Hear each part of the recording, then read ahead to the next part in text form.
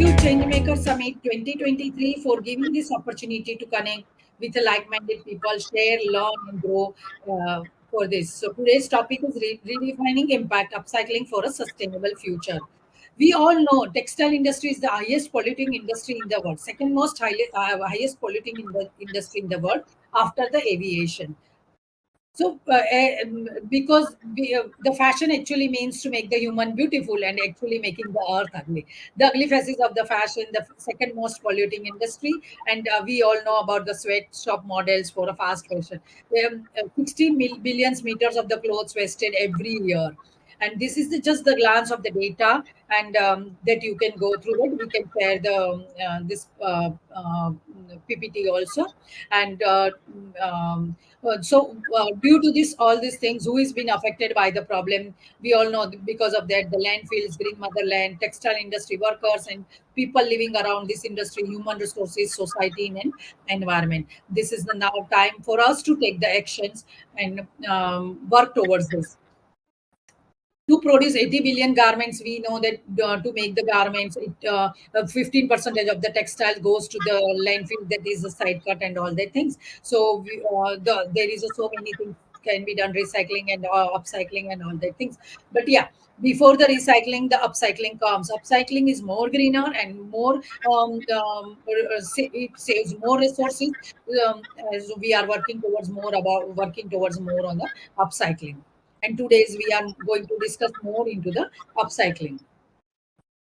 Making a fashion sustainable, circular fashion and upcycling for a sustainable economical development and responsible consumptions. So this is just a glance. During the cutting process, textile 15% of the textile goes to that, and we convert that textile into the product by empowering the woman in the channel. So let me tell you, I am BHAVINI PARIKH, founder of Bunko Junko. Bunko Junko is about textile upcycling. We convert off-cut of textiles into the product by empowering the woman in the channel. We have worked with more than 3,000 women, and so many. We have tons of the converted tons of the textiles. So this is the glance of the SDGs. This works on a gender equality, clean water and sanitations, responsible consumptions and productions, and climate actions. So till today, we have saved 36 tons of the water, 270 billions of the gallons of the water saved, as we don't need the dye, sorry, dyeing and all that things. So like water is saved, and we are working with the more than 1,000 of the women empowerment. We are doing also workshops and all that things to create and more. So now let me now discuss with our esteemed panelist, Dr. Shashi, Salini Bharat, and Saileja Imaging, Dr. Suman Mundrikar. Thank you.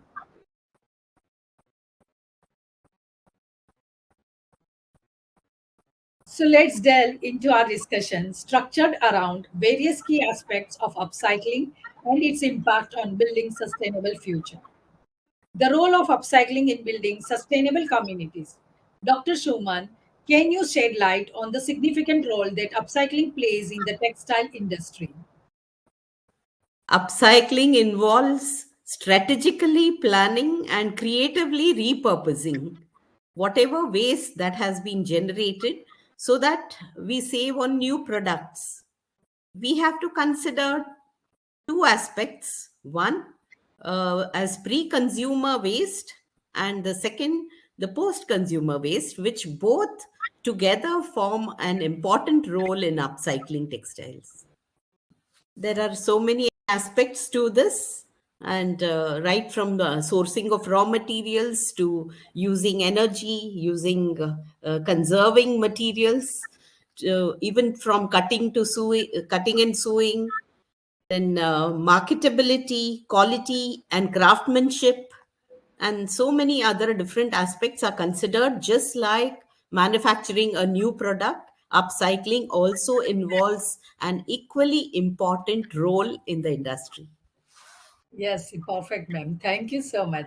So now, Dr. Shashi, how can upcycling contribute to creating a resilient and self-sustainable communities? Thank you for having me over. Yeah, I think we have to see resilience in terms of resilience in what form? Like, what are we talking about here when we say resilient communities? Perhaps we're talking about something which is opposed to being vulnerable. So, where is the vulnerability in society? Say, for an affluent family, we don't really see that, in terms of resources, access to resources, there is no vulnerability, really speaking.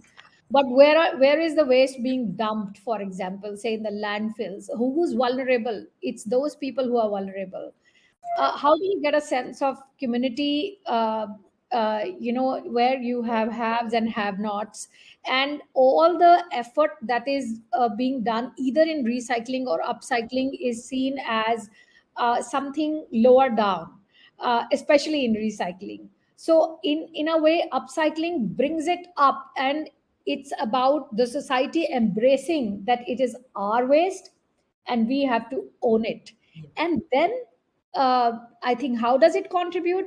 If we want creative people, if we're not looking for robots who, you take the virgin material, create what you have to in a manufacturing setup. Right now, people are, you have jobs, people are working on in these jobs. In sometimes there'll be no people required. We all know that, right?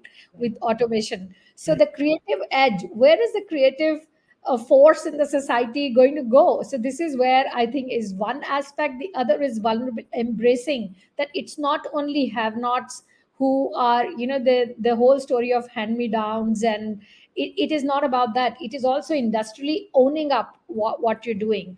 So it is skill development in that entire setup. You see a lot of skills will get developed. So that is important in resilience. It is important that local economies prosper. That is very important in resilience. You also have climate resilience, because you'll not be dumping waste in the rivers, and the rivers, when they unleash themselves, to encroach on the floodplain that we have occupied, we will not have the garbage that we have thrown in those rivers or water bodies. So we have resilience comes in various sides. So it is not only the landfill, people living next to landfill, they are not the only vulnerable people. Everybody is vulnerable. We've seen that it all gets leveled up when natural disasters happen. True, Thank you. true, true. So, Shalini, your venture, the Kind Business, evaluates and lists conscientious businesses. How can upcycling contribute not only to minimize waste but also to fostering a shift towards more conscious consumer and behavior and sustainable business practices? Thanks, Bhavni, for having me over on this panel with other distinguished speakers. So actually, it is a very close to my heart question as well.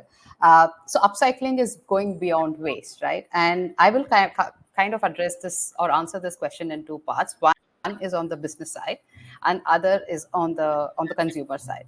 So on the business side, even if you're a traditional business trying to become sustainable, there is always an opportunity to upcycle whichever industry or not, be it food, be it textile, be it you're a furniture manufacturer, whichever industry, right? There's always a possibility for you to look at the existing production or manufacturing and kind of look at upcycling as not only as a revenue stream, but also moving towards sustainability one step at a time.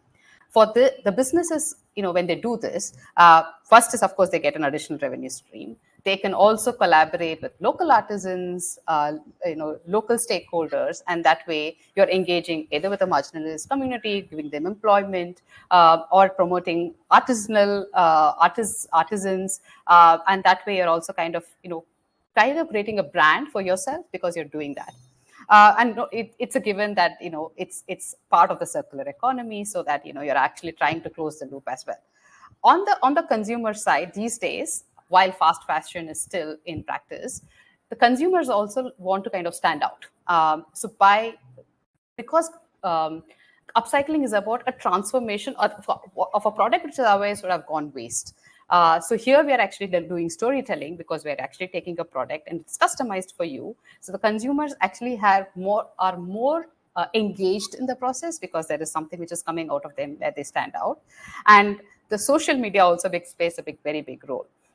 These days, people kind of happily flaunt products which are made out of upcycled, fabric, whatever, or upcycled products. So that way they also stand out. So I think by adopting upcycling products or trying to move away, if not completely, even one step at a time towards say upcycling fashion or upcycling products, consumers also can shift their behavior towards sustainability.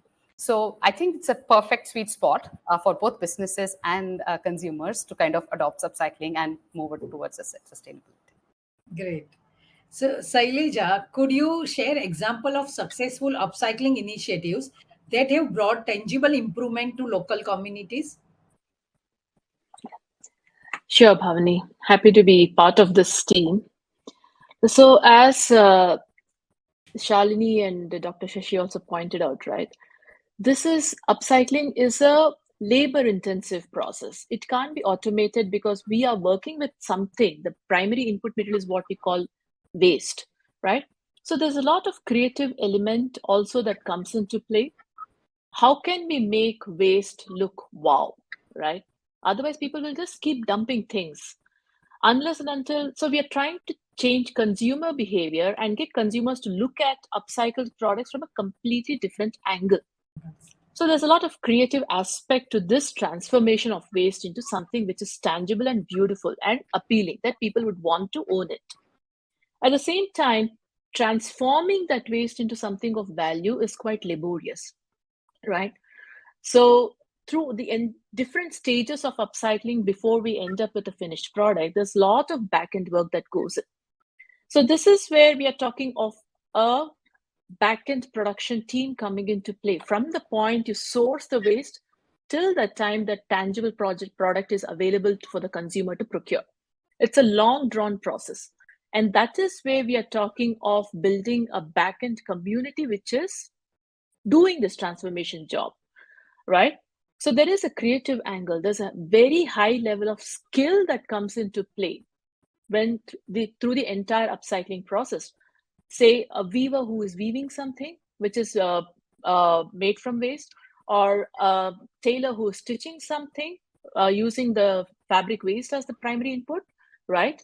And even the designer who's sitting and drawing out the sketch on the drawing board, right? And it's not the same as mass-produced product. Every source material that we get is going to change. So it is a challenge with every heap of waste we end up with before it can be transformed, right? So we are actually creating an industry here which is creating a very strong supply chain, come production, come marketing, come design. You see the multiple elements coming together, and that is what upcycling actually as an industry is creating and supporting. Right. Really, it is. Yes, it is absolutely right. There is so many opportunity to create the job and for this, and this is really the creative field. Let's move on to the explore collaborative efforts in upcycling initiatives. Collaborative efforts for upcycling initiatives. Dr. Shashi, what strategy can civil society organizations employ to effectively collaborate with international partners on upcycling project? Yeah. So, Bhavini, by international partners, you mean donor organizations or any international So collaboration? it can be the donor or it can be the consumer organizations like the corporates or big companies or anything, like we can say the Walmart or like that. Sure. So you can give your insight on both lines. I'm going to be not talking from the point of view of upcycling here. Yep, that's I right. think I think what requires successful collaboration is, first of all, nobody is a giver, nobody is a taker. In my experience, it's very hard hitting when you say that there is a positioning of any larger player, be it donor, be it a corporate, be it a large brand, with another organization. When they're dealing, there is an one up man slash womanship I'm trying to be gender appropriate while using this term. So there is this a lot of give and take. I will dictate the terms. I can definitely say it is changing, but we are not there yet. So we don't come together as collaborative partners in which, yes, number one, objectives are clearly defined, which is very important. We identify each other's complementary expertise. What is it that you bring to the table? What is it that we bring to the table? Like the smaller player, I'm saying. We have to have clear communication. We have to have cultural sensitivity both ways. It's very important to understand what this culture, can um, produce. I know there are a lot of jokes in saying this means no or whatever that happens in international circles. So it is like that, right? Like people really have to get sensitive to that. Then you have to have shared vision and values. Where is it that we align on values? You will see often the contracts. When it comes to the contracts, everything looks perfect on the, that we're very excited to work with you. But when it comes to the deep contracts, you can see that they are very one-sided contracts. It is often, and then you have to have clear roles and responsibilities. Wherever the capacity, the smaller player wants to build for, them, there can be, this is assumed as, for example, um, it is often seen as, whatever you have to tell me, but what I know will come as a capacity building. So that is also, it is not seen as both ways, that you're building our capacity. um, then of course, then how can we now I've pointed out what are the issues. Then there has to be regular evaluation, joint planning, decision making, resource sharing, adaptation, and achieving, when you achieve something, celebration both ways. Like, it is complete acknowledgement and one player doesn't take the, I think these are the ground rules for collaboration. It is co-creation. It is not, I put the money, you do the work, but then because I've given you the money, it is all mine. This kind of thing doesn't work if you want to solve the problems. Yeah. Absolutely, absolutely. You are absolutely right. So here, the like-minded people collaboration is required. Yes. So, Shailija, how can cross-sector partnerships enhance the impact of upcycling initiative on a global scale? So as Dr. Shashi pointed out, right, Bhavni, Yep. there are multiple stakeholders in the picture when you talk about upcycling, right? So there is someone who is becoming the source for the material that gets used for upcycling. There is a partner who is transforming this, and there's also somebody who is helping create a market or ensure that the products reach the right consumers, right? So there are multiple stakeholders who are becoming part of this collaboration. It's a joint effort, right? So when you're talking of collaboration, it has to be an even field. Everybody brings something to the table, and at the same time, it is also essential to understand what is each one's strength.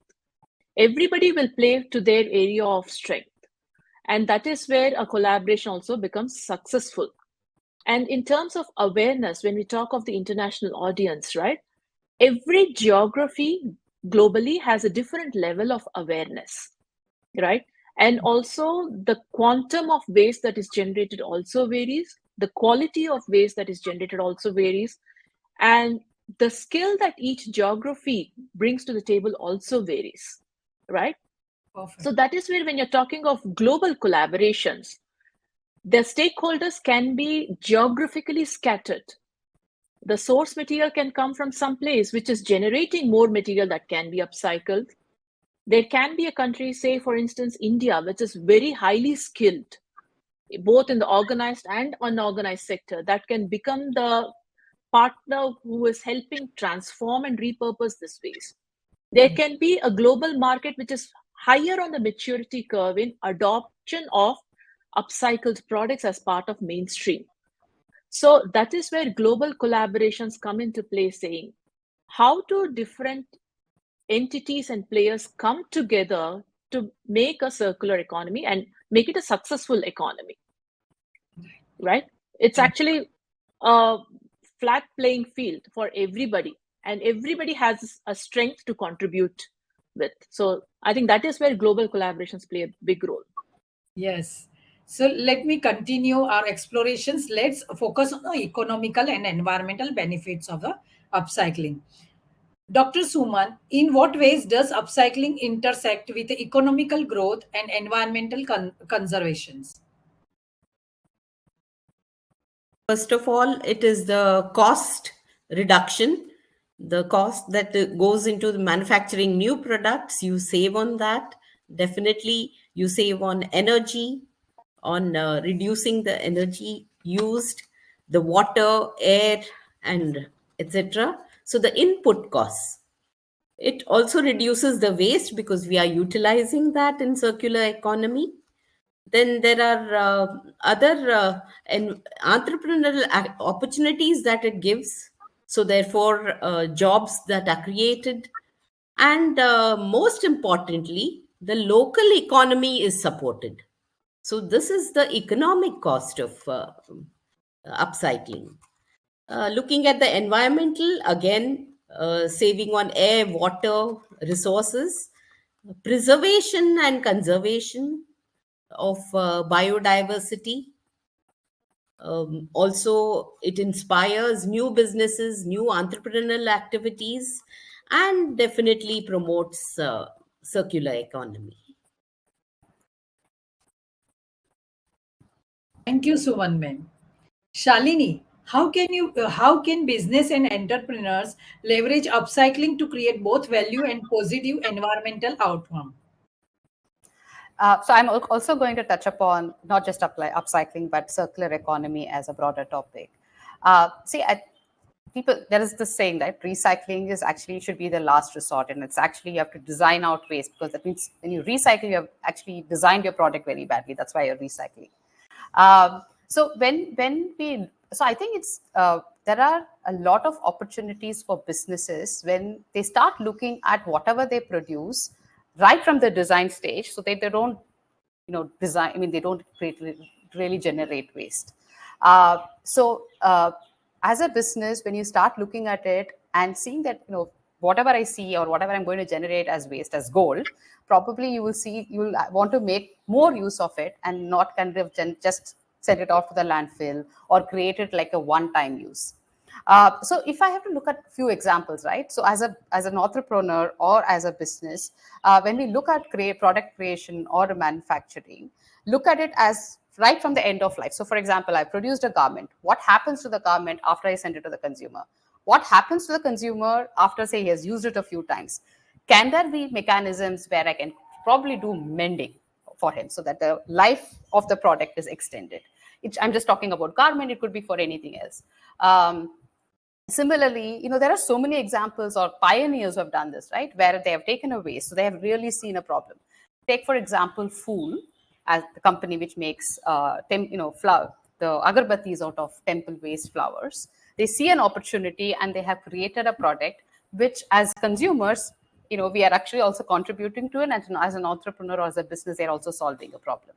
So I think every business, it's very important to look at it once the product is manufactured or created, what happens to it. So an entrepreneur, once they start looking at it, I think there's a lot of opportunities for entrepreneurs to find those, smaller sweet spots or opportunities in a business and create products or processes for that. There are companies which makes bags out of tarpaulin, or which makes products out of tire waste. So I think everywhere there is an opportunity lying in front of us. It is just that we, as entrepreneur or business, they have to find that opportunity and create a product which is not only good for the environment, but also creates livelihood and provides also kind of addresses the triple bottom line problem as well. Yeah, that's my response. Right. So as we delve deeper, let's discuss creating awareness and promoting upcycling product. Creating awareness and upcycling products. Saileja, what innovative marketing approaches can be used to raise awareness about upcycled product and their benefits. And do let us know a little bit about your reimagined brand also. Yeah. So, fortunately and unfortunately, there is no existing market for upcycled products yet. We are getting there because there's more and more talk about circular economy, and we are trying to plug in upcycling also as part of that loop, right? Because till now, more of discussions have been around recycling, which is facilitating circular economy, and upcycling is coming in there saying, you know what, look at us also. We also are actually promoting circular economy. We are still closing the loop, but in a different way, right? So a lot of emphasis, like for us as upcyclers, is to first get consumers to even look at upcycling as an option, right? Awareness creation is what is critical, right? And so we, as upcyclers and as collaborators, there are different means of communication to consumers where we have to kind of emphasize and bring out the importance of upcycling as a major contributor to the circular economy. Of course, today with social media and different digital media platforms out there, it's possible for us to actually reach out to a wider audience, unlike the very traditional economy. So that is where the use of technology comes into play, saying, how do I leverage the technology in all possible ways for me to connect with my audience? It's not just about selling a product, it's about selling a concept. True. That is where the story starts today, right? Today, there is one reimagined. We also have the, as you would know, BHAVINI, you yourself have one, right? We have the benefit of the first movers as well as the disadvantages that come with it, right? But by leveraging technology and through collaborative platforms, through social media, when the voice gets magnified. 6-7 years down the line, there will be multiple Bunko Junko and Reimagine speaking the same language. Then the topic will not be what is upcycling. It will be about what do we have to offer as an alternative to your consumeristic lifestyle, right? Right. So it is all about adapting, understanding what are the opportunities that lie out there. How do I tap into them? There are different channels. Earlier, it was all brick and mortar kind of retail space. Today, most of the shopping is done online. And it is not as easy to convey the storyline through online media. It is not as convincing because it's not easy to strike a chord with the consumer. To tell the story, the narrative has to be as effective through the online channel. That is where we need to see what are all the platforms, what are all the technology media that we can adopt as upcyclers to reach out. Right. That's right. a learning process for each one of us. Right. I can agree with you.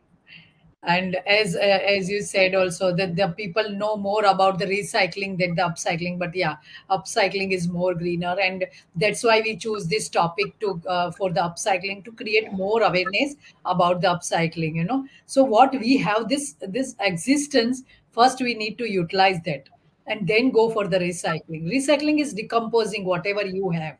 Yeah, it requires lots of energy and everything. So in this we are saving lots of energy, water and all that things, and definitely, and we are creating a more creative entrepreneurs or the creative workforce basically. So now, Shalini, how can consumer be encouraged to prioritize upcycled items in their purchasing decision?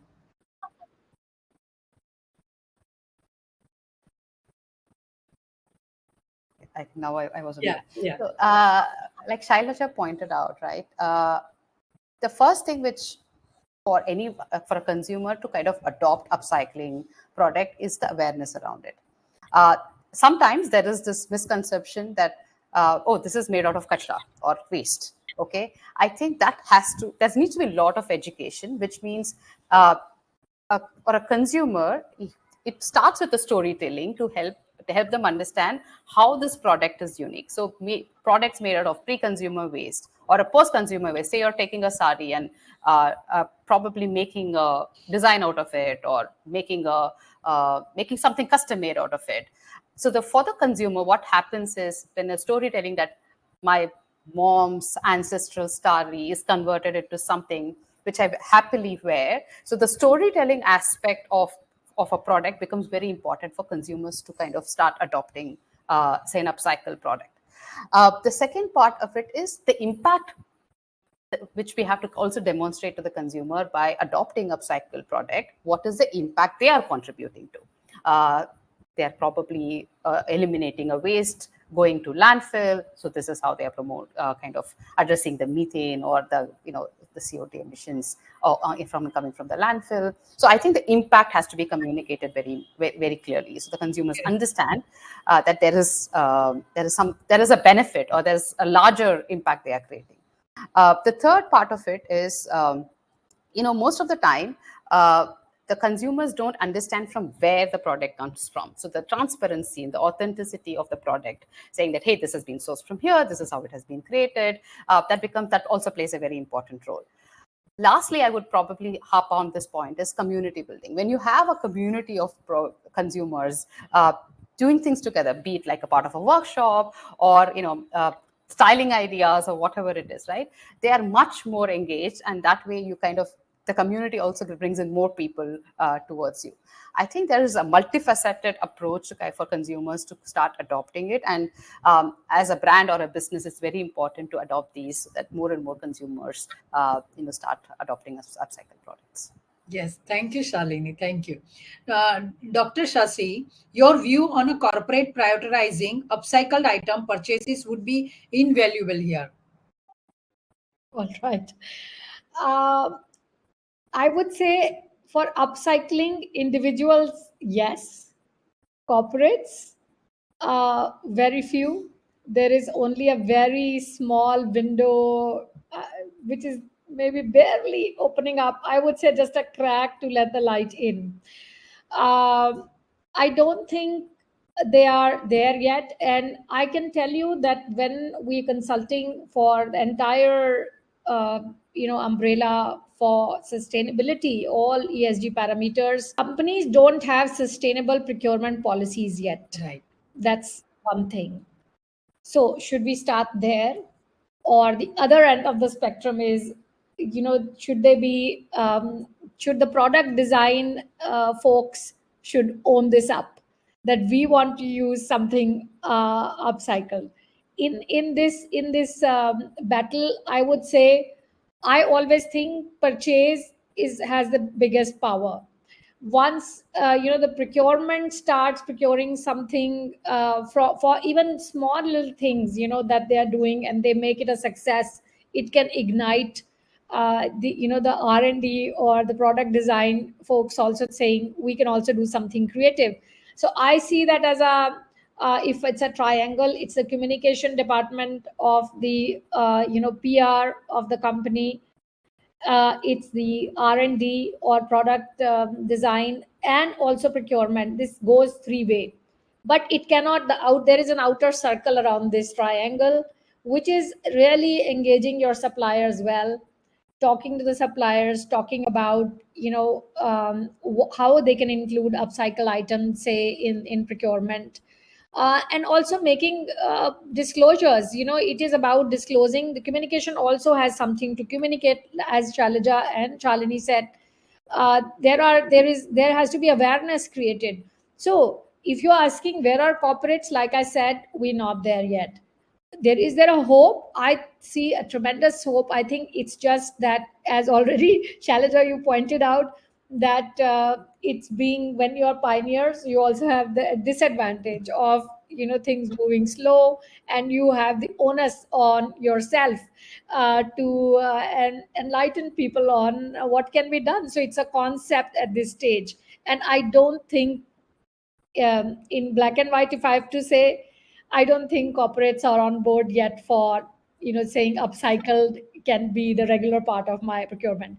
But will they warm up? I'm very positive that they will warm up to incorporate, as they understand the circular economy concept.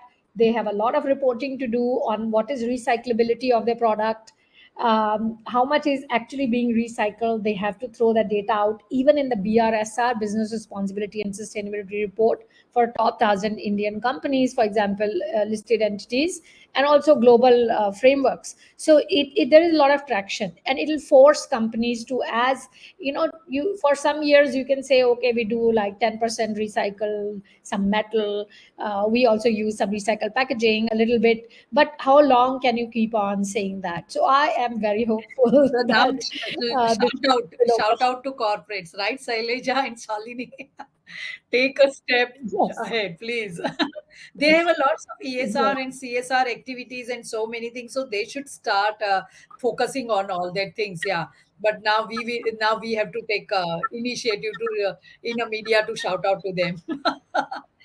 Absolutely, Yes, absolutely. thank you, Shashi. Let's explore how creativity and innovations can address global challenges through upcycling. Dr. Shuman, can you outline a roadmap to reduce environmental impact through upcycling? I think the roadmap has to include all the 9 R's of sustainability. We used to talk of, refuse to throw, rethink before discarding anything, reduce as much as possible your consumption, reuse as much as possible, repair and reuse, refurbish as far as possible, remanufacture, repurpose, recycle, recover as much as possible. So I think that's going to drive the entire consumption at the consumer level and at the manufacturing level. Great. One more question to you, as you are the into the educations and empowerment. How can educational and institutions foster a culture of upcycling and sustainable consumptions? I think children, as young as they are, they were given best out of waste projects for a number of years that I have seen. But it's no more just a craft project. Now it's come into their main assignments. If you see the new education policy 2020, you see right from the school curriculum, the college curriculum, and in higher education, sustainability is an important topic. At every college competition, be it essay, debates, or preparing products, or even if it is a competition of a fashion show, the theme is sustainability. Look at any conference, look at any seminars, sustainability is there. Lakme Fashion Week, sustainability is the main. So, it is already seeping in, and the awareness is being created through education. Also, in research, a lot of PhD projects that come as proposals. When we evaluate, we see how is it going to, that's the question. What is your roadmap? What is your research leading to? Whether it's developing a project, a product, or improving a process, or whatever it is, what will be the impact? Who is it going to benefit? Is it a social impact, economic impact, or environmental impact? So this is there in the education system. It has already started. uh, People are already aware, and it is so the seeds of sustainability have been sown, It at least already in the Indian education system. great. Dr. Shashi, what metrics can be used to quantify the social, environmental, and economical impact of upcycle projects? So, see, it is for social impacts. I would say if I can put jobs in more social than economic, it can be considered either way. So, I think employment generation is number one in social. It's also skilling. It's having the creative element of a society moving forward. I also think we do have a lot of traditional um, skills in our society. So you say, for example, I am assuming, Bhavini, you are from Gujarat. So, Kutch itself is a bedrock for, creative, handwork. And every state in India is has its own tradition. So how do we have cultural preservation? and for example, then social empowerment also happens because everybody gets livelihood. So I think these are some of the social, you can say, how many jobs we've created, skill developed, whether some tradition has been restored or revitalized. Dr. Suman, in your rewords, there was one I was thinking reclaim also, which can be added. Yeah. For environmental, you have environmental metrics. You can say how much waste is diverted from the landfills. That's number one, which is one thing. And also, if we think upcycling is one up recycling, then how much also it is not recycled but upcycled. Nobody's really thinking about it, but we have to have metrics related to that. Then it is about emissions. It is about how much from the baseline, say if in any area something is being done, the metrics can be, earlier it was being dumped here, now the cartons are being used to say create something else. So how much of that pollution, so this is all positive, very very positive metrics that I think has to be embedded in. Then the third is economic impact, which of course revenue generation comes as number one economic impact. No I mean dilution of that. But also I would say let's not rest there. There can also be the local economic landscape. How is it changing? Resilience of supply chain. Supply chain resilience, I would say, is one of the most important parameter, because there'll be a diverse number of suppliers. If we have more upcycled, a diverse number of suppliers, it builds resilience in a, rather than depending upon one, say, vendor for for any supply. We all know that it creates risks. It also market access to, I think those are the kind of things that I would say. Of course, employment generation is also an economic gain.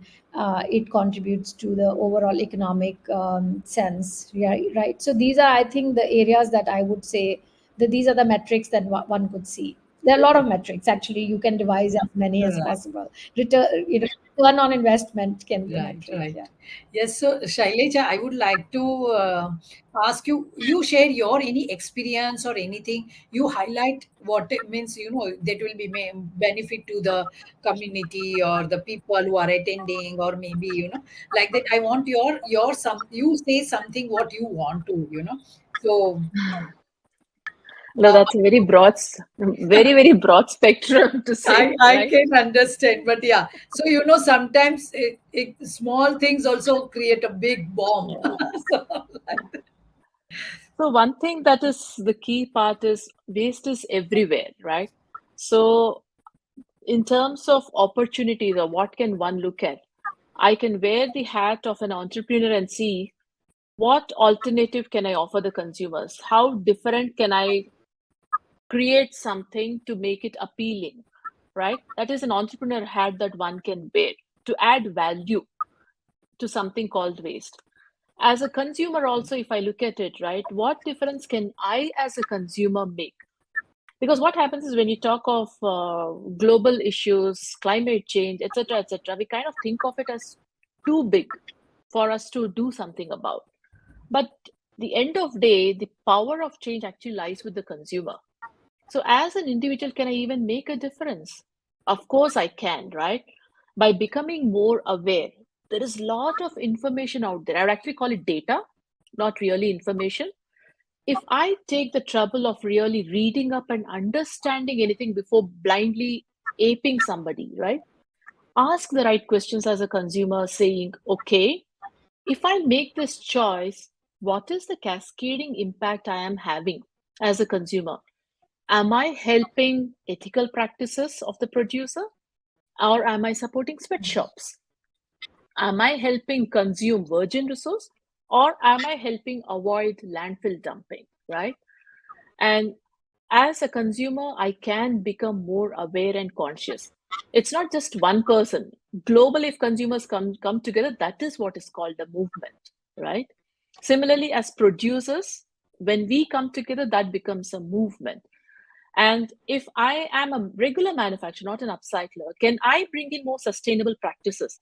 Can I look at collaboration saying, okay, maybe I cannot really become zero waste. That's an ideal world.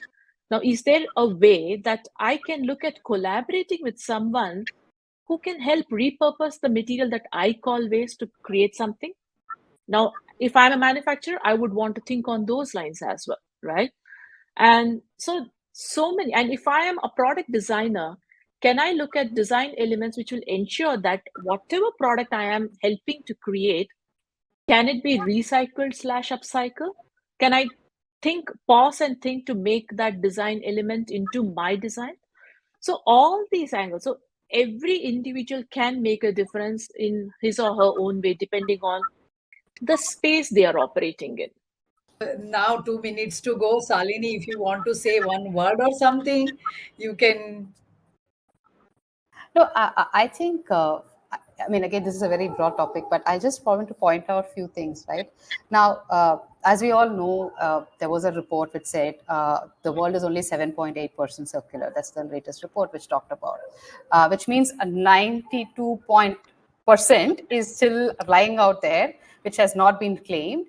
And we can only extract so much from the earth. The moment we think about it, we realize that we immediately will know that we have to make do with whatever we have.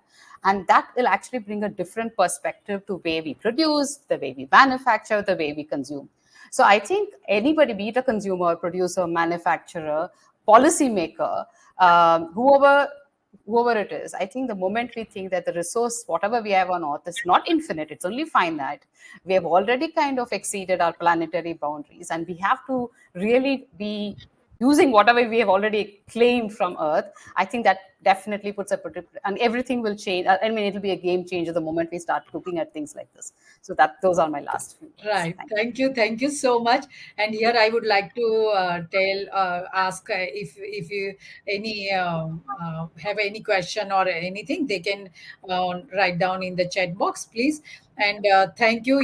Meanwhile, I will like to thank you everyone, all of you, Shalini, Saileja, Dr. Suman, and Dr. Shashi. Really, this is a really insightful, and I hope this create lots of the change and create a more change maker in upcycling. And yeah, guys, anyone would like to connect, they can connect with their LinkedIn, and they are ready to help you out. So really, this is a wonderful, insightful sessions, and thank you so much. Thank you, Changemaker20 Summit. They're giving us this opportunity to create more awareness about upcycling. Thank you. Manisha, over to you. Thank you. Thank you so much, ma'am. It was really great. Like I myself also take interest in waste reduction and circular economy. I will definitely reach out to you all. And I would just like to mention that this was the first female panel discussion under the Changemaker20 Summit till now. So it was really insightful for So me. gender equality. Yes. It was really great. We were glad to have you on board. Thank you so much for joining in. Thank you. Thank you. Thank you.